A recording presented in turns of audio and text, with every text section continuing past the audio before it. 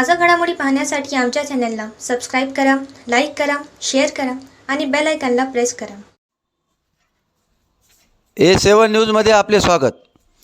12 वर्षीय मुलीवर अत्याचार, लपलेल्या नराधमाला पोलिसांनी ठोकल्या बेड्या. एका 12 वर्षीय अल्पवयीन मुलीवर अत्याचार झाल्याची घटना कळमनुरी तालुक्यात दिनांक 8 एप्रिल रोजी घडली. या घटनेनंतर पळून गेलेल्या नराधमाच्या मुसक्या आवळण्यात पोलिसांना यश आले.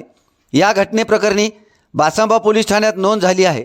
अमजद खान आलम खान पठाण, राहणार मोरवड, तालुका कळमनुरी असे अत्याचार करणाऱ्या नराधमाचे नाव आहे.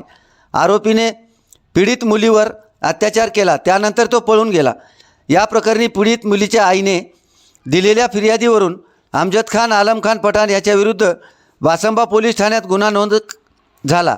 घटनेचे गांभीर्य लक्षात घेता यातील आरोपीस तात्काळ अटक करण्याच्या सूचना पोलीस अधीक्षक जी श्रीधर यांनी पथकाला दिल्या. त्यानुसार आरोपीचा शोध घेतला असता तो औंढा नागनाथ तालुक्यात लपून बसला असल्याची माहिती पथकाला मिळाली. पथकाने शिताफीने आरोपीस ताब्यात घेतले.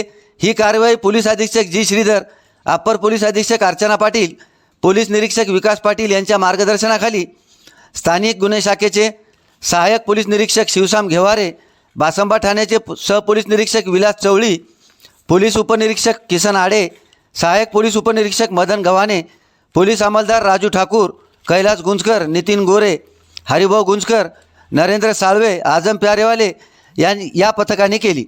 A7 न्यूजसाठी अनिस अहमद, हिंगोली.